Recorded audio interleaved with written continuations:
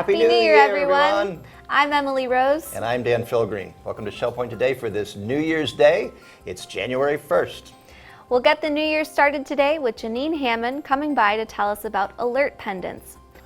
Sounds like a great service for someone who might be experiencing some gait imbalance, dizziness, or someone that lives alone. We'll hear about an upcoming Water's Edge concert. And we will welcome contemporary Christian duo Crossing Jordan to Shell Point here.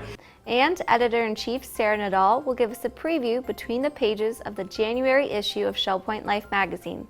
I'm here to tell you about just a few of the events, programs, and stories that you'll find in the January issue of Shell Point Life magazine. But first, let's take a look back in this day in history.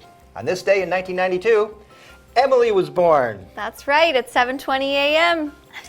Wonderful thing. Well, another thing happened that we're going to share. On this day in 1863, Abraham Lincoln signed the Emancipation Proclamation. Attempting to stitch together a nation mired in a bloody civil war, Abraham Lincoln made a last-ditch but carefully calculated decision regarding the institution of slavery in America.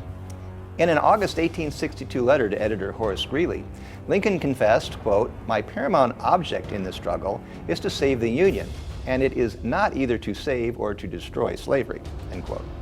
Lincoln hoped that declaring a national policy of emancipation would stimulate a rush of the South's slaves into the ranks of the Union Army, thus depleting the Confederacy's labor force on which the Southern states depended to wage war against the North.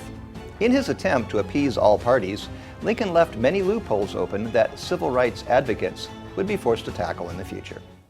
Acclaimed as virtuosos on clarinet and saxophone by the New York Times, identical twins Peter and Will Anderson are two of the most extraordinary jazz woodwind players today, accompanied by guitarist Ken Slavo. The Washington Post called their music toe-tapping, heart-lifting, and imaginatively unfolding in ways that consistently bring a fresh perspective to classic jazz. If you think you're not a big jazz enthusiast, you will be surprised. This special performance may just make you fall in love with jazz. It's happening this Thursday, January 2nd, in the Grand Cypress Room at the Woodlands.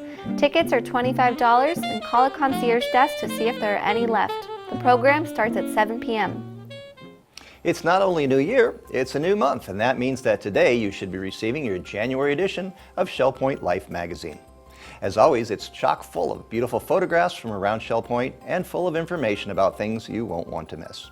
Here is editor Sarah Nadal with a preview between these pages.